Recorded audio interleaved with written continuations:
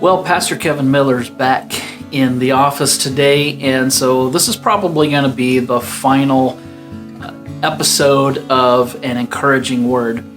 So I wanted to finish with a story from Max Lucado's book, God Came Near.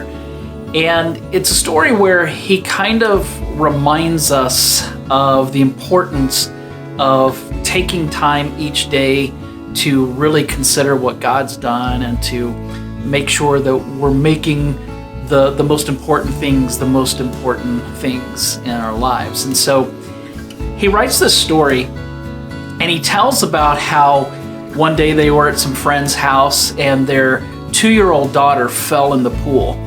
And one of the other kids ran inside the house and told them, and I guess one of the hosts where they were at jumped in the pool and grabbed the little girl. And so it was a sobering moment for them where they almost lost their little girl. And I just found what he wrote after this really powerful. Here's what he wrote after this episode of almost losing their little girl. He writes, "It was only a matter of minutes, maybe seconds. We almost lost her. The thought was numbing and convicting. The stool was kicked out from under my feet and the rope jerked around my neck, just long enough to remind me of what really matters. It was a divine slap, a gracious knock on the head, a severe mercy. Because of it, I came face to face with one of the underground's slyest agents, the agent of familiarity. His commission from the Black Throne is clear and fatal. Take nothing from your victim, cause him only to take everything for granted. He'd been on my trail for years and I never knew it, but I know it now. I've come to recognize his tactics and detect his presence, and I'm doing my best to keep him out. His aim is deadly. His goal is nothing less than to take what is most precious to us and make it appear most common. To say that this agent of familiarity breeds contempt is to let him off easy. Contempt is just one of his offspring. He also sires broken hearts, wasted hours, and an insatiable desire for more. He's an expert at robbing the sparkle and replacing it with the drab. He invented the yawn and put the hum in the humdrum, and his strategy is deceptive. He won't steal your salvation, he'll just make you forget what it was like to be lost. You'll grow accustomed to prayer and thereby not pray. Worship will become commonplace and study optional.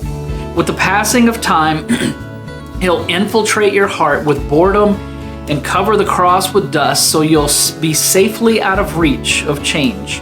Score 1 for the agent of familiarity. Nor will he steal your home from you. He'll do something far worse. He'll paint it with a familiar coat of drabness. He'll replace evening gowns with bathrobes, nights on the town with evenings in the recliner, and romance with routine. He'll scatter the dust of yesterday over the wedding pictures in the hallway until they become a memory of another couple in another time. He won't take your children. He'll just make you too busy to notice them. His whispers to procrastinate are seductive. There's always next summer to coach the team, next month to go to the lake, next week to teach Johnny to pray. He'll make you forget that the faces around your table will soon be at tables of their own. Hence, books will go unread, games will go unplayed, hearts will go unnurtured, and opportunities will go ignored. All because the poison of the ordinary has deadened your senses to the magic of the moment. Before you know it, the little face that brought tears to your eyes in the delivery room has become, perish the thought, common. A common kid sitting in the back seat of your van as you whiz down the fast lane of life. Unless something changes, unless someone wakes you up, that common kid will become a common stranger.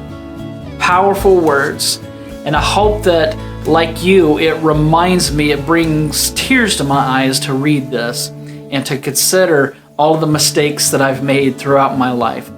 And I'm praying that God helps me to not make those same mistakes again. So treasure the days that He's given you. Treasure those moments, those hours, that time with your family, that time with your kids, your grandkids, and especially those moments that you have with Jesus, because they're priceless.